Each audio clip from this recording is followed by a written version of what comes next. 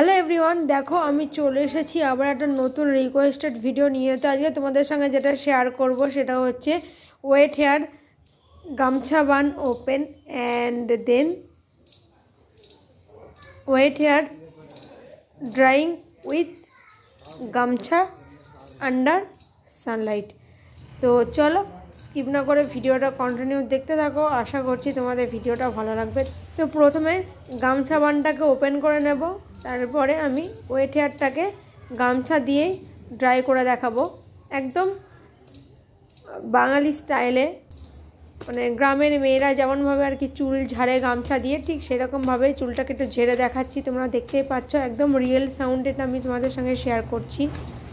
আমি এসেছি দুদিনের জন্য বাবার বাড়িতে। আমার ঠাকুমা ভীষণই অসুস্থ, তো ঠাকুমাকে দেখার জন্য এসেছি। তো আসার পরে আমি একটু চুলে শ্যাম্পু করেছিলাম, তো তাই জন্য চুলে শ্যাম্পু করার পরে আমি সেই চুলটাকে আমাদের ছাদে শুকাতে গেছিলাম। তাই ভাবলাম একটু ভিডিওটা তোমাদের সঙ্গে শেয়ার করি, তাই একটু ছোটো করে ভিডিওটা তোমাদের সঙ্গে শেয়ার করলাম। আমি বেশি দিন বাবার বাড়িতে থাকতে পারিনি, আমি দুদিন ছিলাম, তারপরে আমি আবার চলে এসেছি।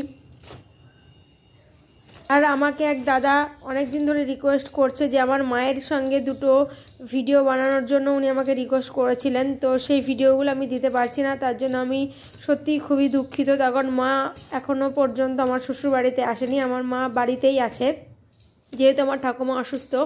তো ঠাকুমা একটু সুস্থ হয়ে গেলে তারপর আমার মা আসবে, তখন আমি মায়ের সাথে ভিডিওগুলো বানাবো, তারপরে আমি আপনার রিকোয়েস্টটা আর কি তখন ফুলফিল করতে পারবো। এখন আমি আপাতত আপনার রিকোয়েস্টটা রাখতে পারছি না।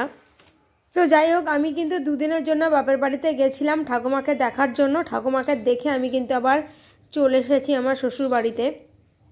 তাই আপনারা যদি আমাকে কোনো রিকোয়েস্ট করেন যে বাবার বাড়িতে গিয়ে ভিডিও করার, তো সেটা আমার দ্বারা সম্ভব না। আমি শুধু জাস্ট এটুকুই ভিডিও করতে পেরেছি, সেটা হচ্ছে আমি বাবার বাড়িতে গিয়ে শ্যাম্পু করেছিলাম। তো তারপরে চুলটাকে শুকানোর জন্য আমাদের বাড়ির ছাদে গেছিলাম। তো ছাদে গিয়েই জাস্ট এইটুকু ভিডিও আমি করতে পেরেছি, তাই সেটা একটু তোমাদের সঙ্গে শেয়ার করলাম। এর থেকে বেশি আর কোনো ভিডিও আমি শ্যুট করতে পারিনি। তারপরে দিন থেকে আমি আবার শ্বশুরবাড়িতে শ্বশুরবাড়ির দিকে রওনা দিয়েছি, তাই আমি সেরকমভাবে কোনো ভিডিও করতে পারিনি। জাস্ট এটুকুই আমি ভিডিও করতে পেরেছিলাম, তাই সেটা একটু তোমাদের সঙ্গে শেয়ার করলাম। এক দাদা অনেক কটা প্রশ্ন করেছে, তো ওনার প্রত্যেকটা প্রশ্নের উত্তর আমি এই ব্লগিংয়ের মাধ্যমেই দিয়ে দিতে চাই। তো যিনি আমাকে প্রশ্ন করেছে তার নাম হচ্ছে বিনোদ দা। তো উনি আমাকে প্রথম প্রশ্নটা করেছেন, সেটা হচ্ছে আপনি যখন আপনার চুল ঘূর্ণায়মান করেন কেমন লাগে, আপনার মাথা কি ঘোরায়? আমি যখন হেডব্যাঙ্গিং করি তখন আমার মাথা ঘোরায়, তবে ড্রাই হেয়ারটা হেডব্যাঙ্গিং করলে বেশি মাথা ঘোরায় আমি দেখেছি, কিন্তু ওয়েট হেয়ারটা হেডব্যাঙ্গিং করলে অতটা মাথা ঘোরায় না। তবে সময় বিশেষে, মানে কখনো কখনো মাথা ঘোরায়, আবার কখনো কখনো মাথা ঘোরায় না, মানে আমি সঠিক বলতে পারবো না। অ্যাকচুয়াল মাথা ঘোরাটা অনেকটা প্রেশারের ওপরও নির্ভর করে।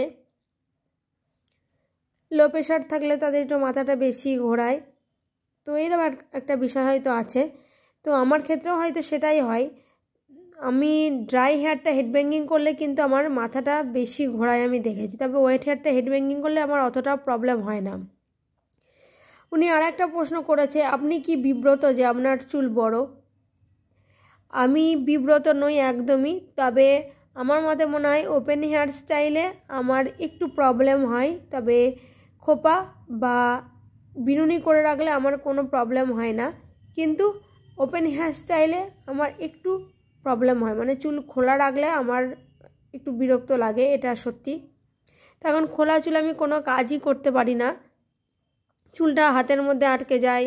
তারপর হচ্ছে চুলটা গলার কোনো হাড় পড়ে থাকলে সেখানে আটকে যায়, হাতের মধ্যে বারবার কোনো কাজ করতে গেলে হাতের মধ্যে আটকে যায়। তারপরে কোনো যদি খোলা চুলে কোনো কিছু একটা করতে গেলাম, হয়তো ঝুড়ির মধ্যে আটকে গেল, এরকম আর কি। তো এই জন্য বলছি ওপেন হেয়ার স্টাইলটাই আমার কাজ করতে একদমই ভালো লাগে না, তাই খোলা চুলটা একটু বিরক্ত লাগে। তবে খোপা বা বিনুনিতে আমার কোনো সমস্যা নেই।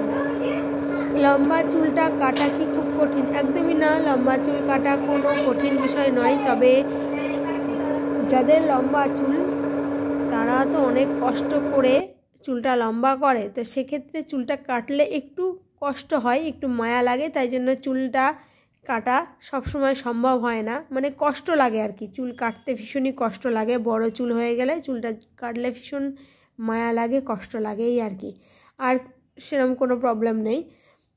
শুষ্ক চুল ঘোরালে কেমন লাগে? আমি তো প্রথমেই বলে দিয়েছি, শুষ্ক চুল ঘোরালে আমার মাথা ঘোরায়, তবে ভেজা চুল ঘোরালে আমার অতটা মাথা ঘোরায় না। এটা কি ভারী মনে হয়? মানে যখন চুলটাকে ভেজাই তখন বেশ চুলটাকে ভারী বলেই মনে হয়। ড্রাই হেয়ারটা অতটাও লাগে না, তবে ভেজা চুলটা বেশ ভারী বলেই মনে হয়।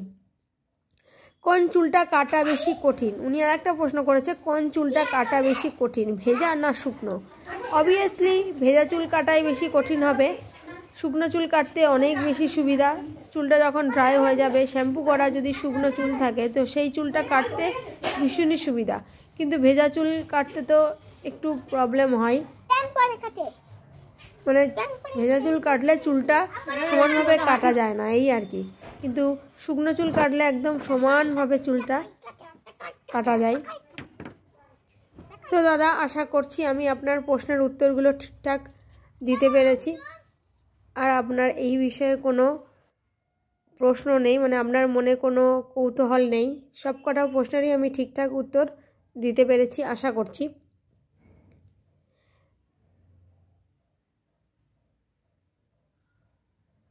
আর আপনাকে অসংখ্য ধন্যবাদ জানাচ্ছি প্রশ্নগুলো করার জন্য, ভিডিওটা দেখার জন্য, আমার চ্যানেলটাকে সাবস্ক্রাইব করার জন্য অনেক ধন্যবাদ। আপনার মনে যে কটা প্রশ্ন ছিল আমি সব কটা প্রশ্নেরই কিন্তু ঠিকঠাক উত্তর দিতে পেরেছি। তো বন্ধুরা, তোমরা ভিডিওটা কন্টিনিউ দেখতে থাকো। এখন আমি রোদে বসে চুলটাকে ভালো করে ড্রাই করে নিচ্ছি। আর হ্যাঁ বন্ধুরা, ভিডিওটা ভালো লাগলো অবশ্যই লাইক করবে আর কমেন্ট করে জানাবে তোমাদের কেমন লাগলো। সো প্লিজ ভিডিওটা কন্টিনিউ দেখতে থাকো।